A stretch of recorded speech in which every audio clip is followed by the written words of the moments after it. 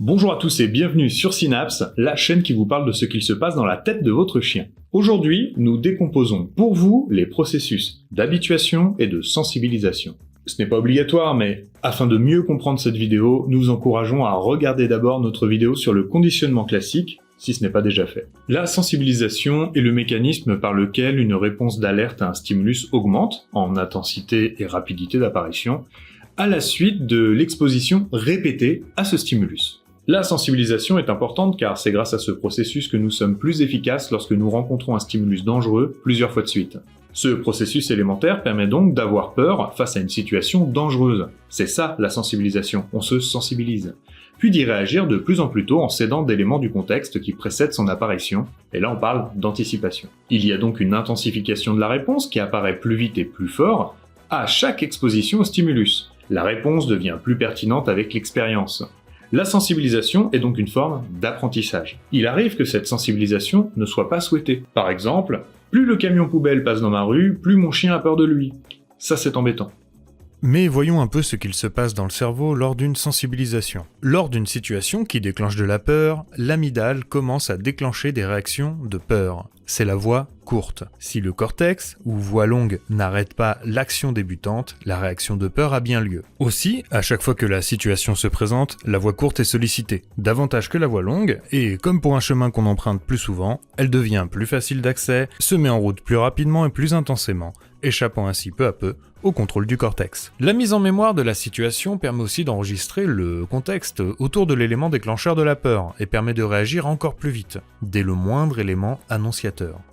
On est bien d'accord que cette facilité neuronale ou rapidité d'action permet à l'individu de survivre face à un danger réel, mais lorsque cette réponse se produit alors qu'il n'existe pas de vrai danger bien que l'individu le perçoit comme tel, on passe alors d'une peur normale à une peur disproportionnée, comme dans l'état phobique. En bref, il est normal que l'amygdale déclenche des réactions de peur face à un bâton qui pourrait ressembler à un serpent, mais dès que le cortex s'aperçoit que ce n'est qu'un bâton, la réaction de peur devrait s'arrêter.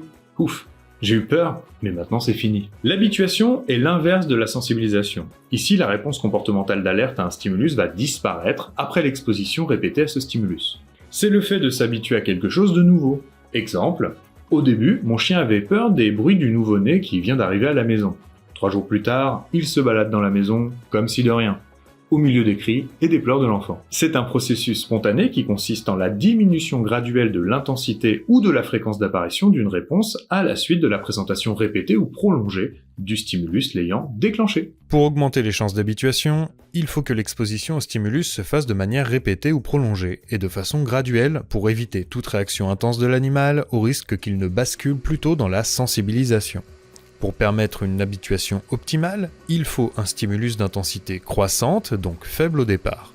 La présentation est d'abord brève, mais fréquente. La situation doit être ouverte, c'est-à-dire que le chien doit pouvoir s'écarter s'il le souhaite. Une habituation se fait globalement très vite, plusieurs petites expériences peu anxiogènes suffisent à ce que l'individu comprenne qu'il n'y a pas de danger. Les connexions neuronales n'ont pas eu le temps de se consolider, l'animal ne se rappelant même plus avoir eu un peu peur. Au final, la balance qui va faire pencher la réponse comportementale vers une habituation ou une sensibilisation peut sembler hasardeuse. Mais il existe certaines conditions, identiques dans les deux cas, qui vont favoriser un processus plutôt que l'autre. Vous pouvez voir dans ce tableau les critères qui favorisent l'habituation, une situation ouverte, une exposition faible et répétée, et de l'autre, les critères qui favorisent une sensibilisation. Une situation fermée, c'est-à-dire que le chien n'a pas de solution de repli, une exposition à un stimulus d'intensité maximale d'emblée, par exemple, foncer vers le chien avec l'aspirateur la première fois qu'il le voit allumer, et ceci de manière isolée. Aujourd'hui, nous avons vu ce qu'était l'habituation et son contraire, la sensibilisation. Il est très important de comprendre la subtilité qui sépare ces deux notions, car si vous passez à côté, vous risquez de vous retrouver dans cette situation. Montrez une chose à votre chien qui lui fait peur en vous disant qu'il finira par s'habituer, alors que celui-ci se sensibilise.